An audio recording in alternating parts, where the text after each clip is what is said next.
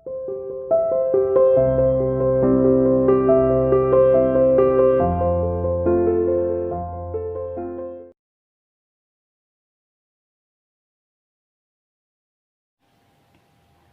students, welcome to CR International online classes.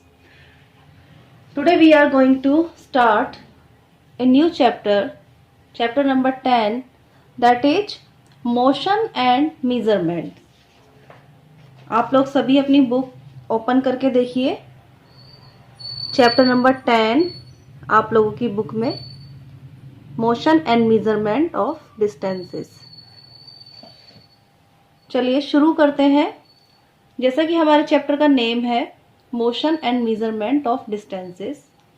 Motion यानी गति and measurement यानी कि किसी भी चीज का मेजरमेंट, नाप लेना, नापना उस चीज को, ऑफ डिस्टेंसेस यानी कि दूरियां नापना। ठीक है, तो इस चैप्टर में हम मोशन और डिस्टेंस मेजरमेंट के बारे में डिस्कस करेंगे। उससे पहले हमें थोड़ी ट्रांसपोर्टेशन की स्टोरी के बारे में थोड़ा सा पता होना चाहिए, जो कि आपकी बुक में भी दिया गया है। तो चलिए पहले हम थोड़ा सा इसके जो है स्टोरी देख लेते हैं कि पहले के लोग जो हैं, जो एंशिएंट टाइम में जो लोग होते थे, वो किस प्रकार से ट्रांसपोर्ट करते थे। क्योंकि उस टाइम पर ना तो कोई ट्रांसपोर्ट के ऐसे कोई साधन होते थे जैसे आजकल हमें मिलते हैं, कोई न बस न कार, है ना, कुछ नहीं होता था उस टाइम पर ऐसा। तो वो लोग कैसे ट्रैवल करते थे और उनको कितना टाइम लग जाता था। तो चलिए शुरू करते हैं अपना chapter. Story of transport in ancient time यानी प्राचीन समय में, when no means of transport were available, जब कोई ट्रांसपोर्ट का साधन उपलब्ध नहीं होता था, people travelled mainly on foot. जो लोग हैं वो अपने पैरों से ही चलते थे, पैरों के द्वारा ही ट्रेवल करते थे, ज्यादातर पैदल चलते थे। And carried luggage on their back, और अपनी पीठ पर यानी कि बैक पर वो अपना लगेज जो है, अपना सामान जो है टांग लेते थे या रख लेते थे। आफ्टर डोमेस्टिकेशन ऑफ एनिमल्स, जब लोगों ने एनिमल्स को पालना शुरू कर दिया, human beings started using animals such as horses, camels and elephants for transportation and carrying goods from one place to another.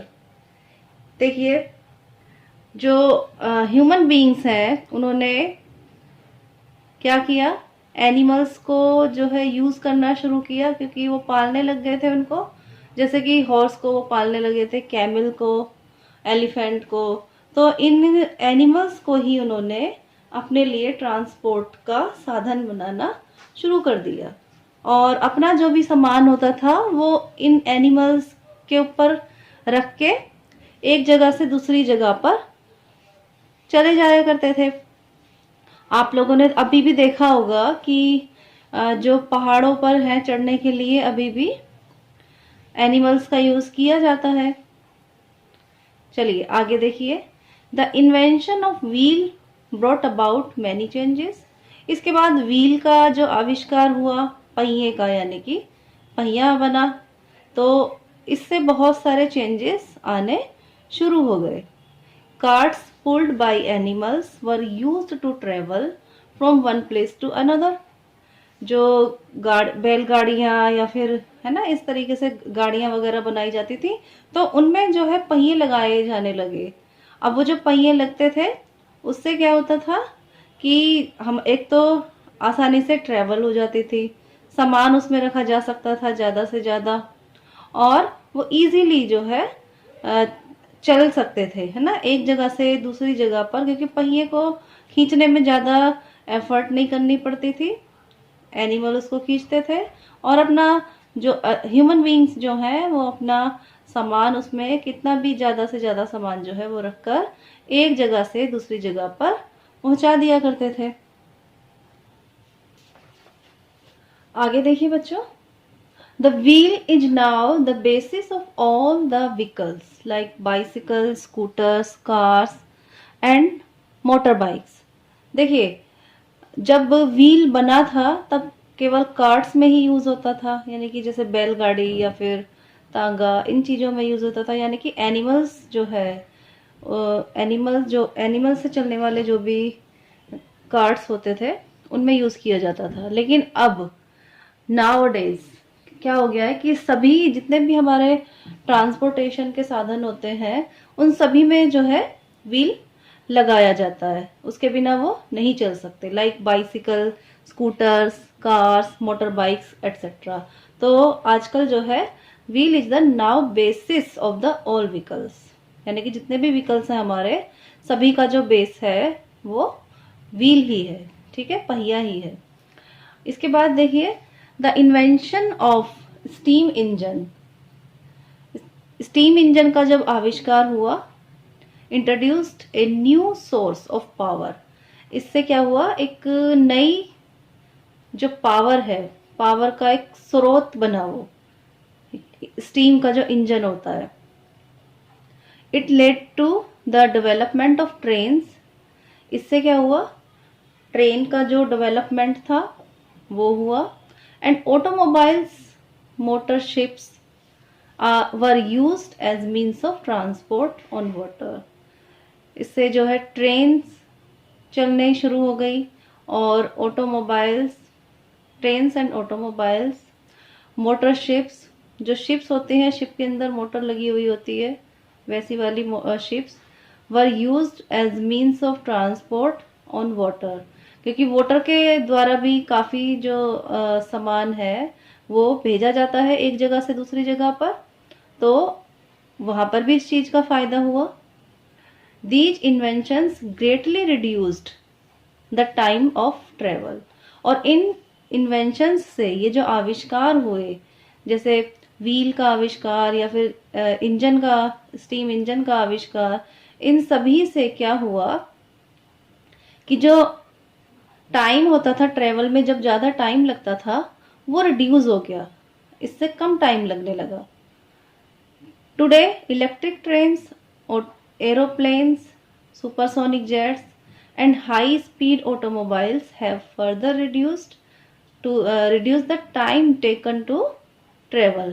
और आजकल आप लोगों को पता है इलेक्ट्रिक ट्रेन्स चल रही हैं, आजकल तो मेट्रो भी चल गई हैं, है ना, जिससे कि हम बहुत जल्दी एक जगह से दूसरी जगह पर पहुंच जाते हैं।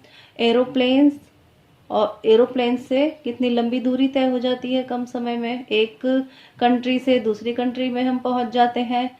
सुपरसोनिक जेट्स, ठीक है, और ये हाई स्पीड ऑटोमोबाइल्स, जितने भी मतलब तेज गति से चलने वाले जो ऑटोमोबाइल्स हैं वो आजकल चलने लगे हैं, जिससे कि ट्रेवल का जो टाइम है वो रिड्यूस हो गया है, कम हो गया है।